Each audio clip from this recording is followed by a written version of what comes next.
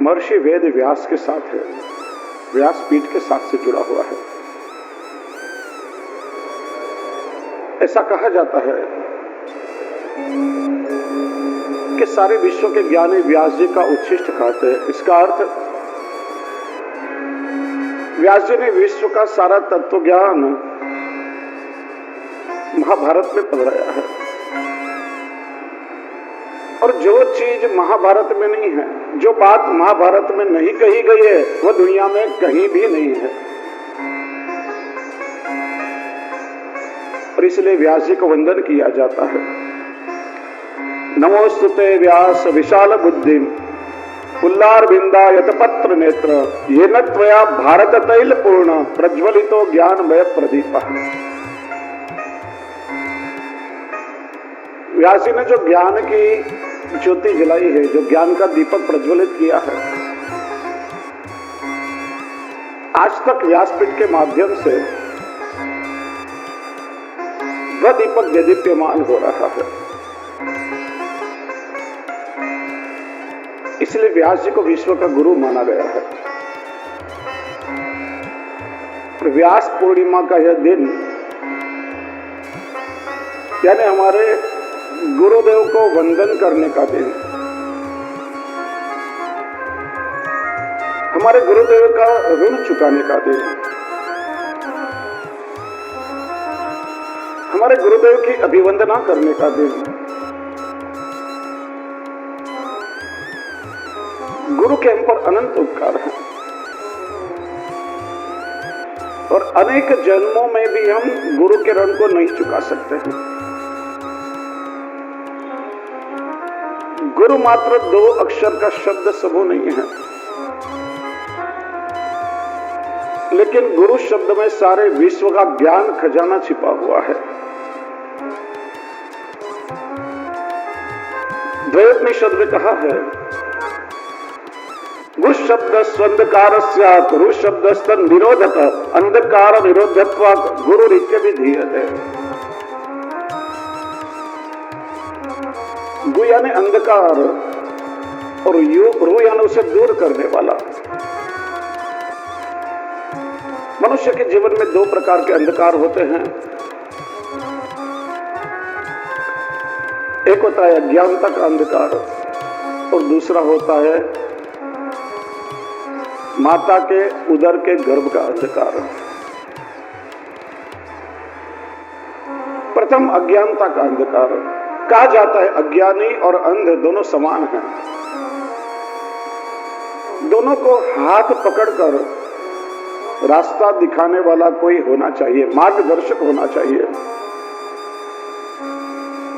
तभी वह अपने लक्ष्य को प्राप्त कर सकते हैं।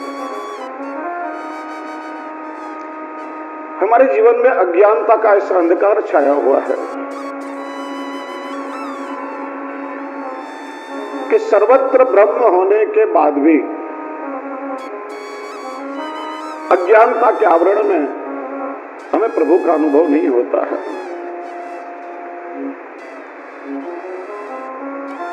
तो अपने ज्ञान की ज्योति से हमारे जीवन में ज्ञान का दीपक प्रज्वलित करके, और जो हमारे अज्ञानता का अंधकार दूर करे और ज्ञान के प्रकाश में हमें प्रभु का दर्शन कराए, उसे ही गुरु कहा जाता है। दूसरा होता है माता के उदर का अंधकार। जीव माता के उदर में गर्भ स्वरूप से आता है, जन्म लेता है, जीवन जीता है, मृत्यु होती है, फिर से माता के उदर में आता है। जन्म और मरण का यह परिभ्रमण निरंतर चलता रहता है।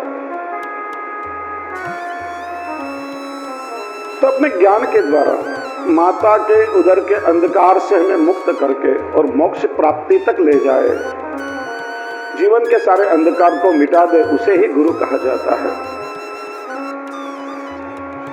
देखिए, स्कंद पुराण में गुरु गीता कही गई है। 300 से अधिक श्लोक गुरु गीता में है। स्वयं शिव जी ने अपने मुख से गुरु का महात्म्य प्रकट किया है।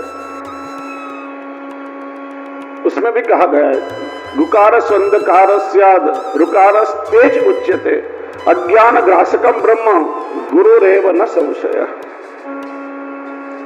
अज्ञान का नाश करने वाला तेज रूप जो ब्रह्म है वही गुरु है और इसमें कोई संशय नहीं है। हम मंगलाचरण में बारंबार श्लोक बोलते हैं। यह श्लोक भी गुरु गीता में से ही लिया गया है। अज्ञानतिमिरान्धस्य ज्ञानांजन शलाकया चक्षुरुन्मीलितं येन तस्मै श्री गुरवे नमः। जिसने अपने ज्ञान रूपी अंजन शलाका से हमारे अज्ञान रूपी आंखों को खोल दिया है, ऐसे गुरु को मैं वंदन करता हूं, प्रणाम करता हूं। देखिए, यह आषाढ़ी पूर्णिमा हमारे गुरु को वंदन करने का परम दिन है।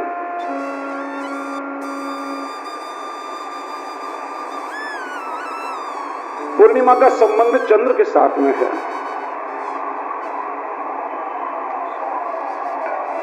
पूर्णिमा के दिन पूर्ण कलाओं से चंद्र प्रकाशित होता है। गुरु भी हमें अपनी पूर्ण कलाओं का अनुभव कराते हैं। गुरु केवल पूर्ण नहीं है, अपितु तो परिपूर्ण है।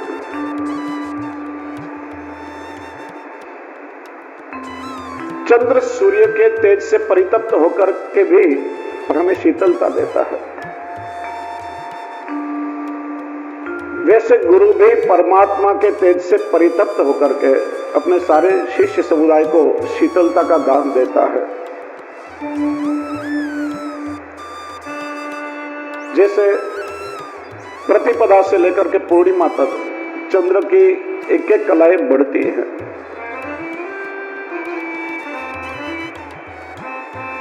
और चंद्र 16 कलाओं से प्रकाशित होता है। उसी तरह से गुरु भी अपने ज्ञान के द्वारा पूर्ण प्रकाशित होते हैं।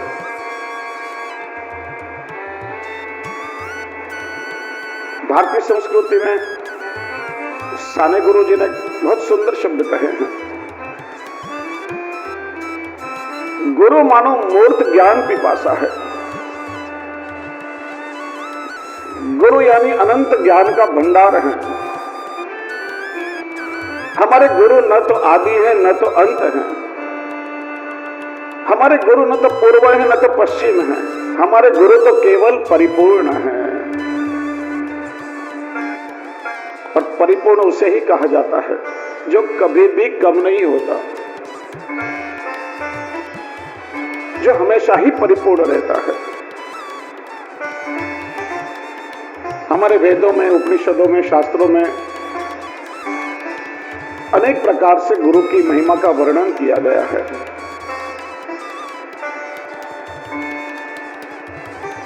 गुरु केवल कोई व्यक्ति नहीं है, गुरु परम तत्व है। और गुरु है वह जीवात्मा और परमात्मा के मध्य सेतु समान है। गुरु मार्गदर्शक भी है और गुरु मार्ग सर्जक भी है। गुरु हमें शिक्षा, दीक्षा और निष्ठा का दान करके लघु में से गुरु बनाते हैं। और इसीलिए हमारी भारतीय संस्कृति में बारंबार गुरु की महिमा का गान किया गया है। शिव जी ने भी गुरु गीता का ज्ञान करते हुए कहा है, गुरुर् ब्रह्मा गुरुर्विष्णु गुरुर्देवो महेश्वर गुरु साक्षात परब्रह्म तस्मै श्री गुरवे नमः। देखिए, गुरु को ब्रह्मा, विष्णु और महेश तीनों देवों की उपमा दी गई है। जैसे ब्रह्मा सर्जन करते हैं, विष्णु जगत का पालन करते हैं और शिव जी लय करते हैं। अंग्रेजी में भी भगवान के लिए गॉड शब्द का प्रयोग किया गया है। गॉड, GOD, G यानी जनरेटर, O यानी ऑर्गेनाइजर और D माने डिस्ट्रॉयर। तीनों देवों की परिकल्पना करके गॉड शब्द बनाया गया है। इसी प्रकार से हमारे गुरु ब्रह्मा हैं। जैसे ब्रह्मा सर्जन करते हैं, गुरु भी अपने शिष्य में सद्गुण और सद्वृत्ति का निर्माण करते हैं, सर्जन करते हैं।